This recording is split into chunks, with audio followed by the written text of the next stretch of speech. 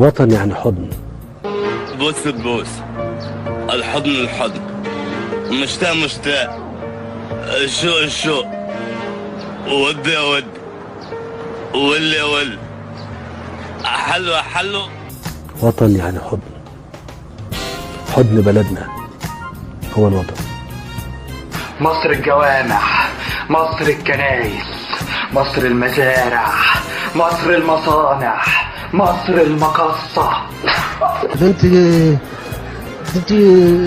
ده انا ببص لك اتفائل مش بلا محن حريم.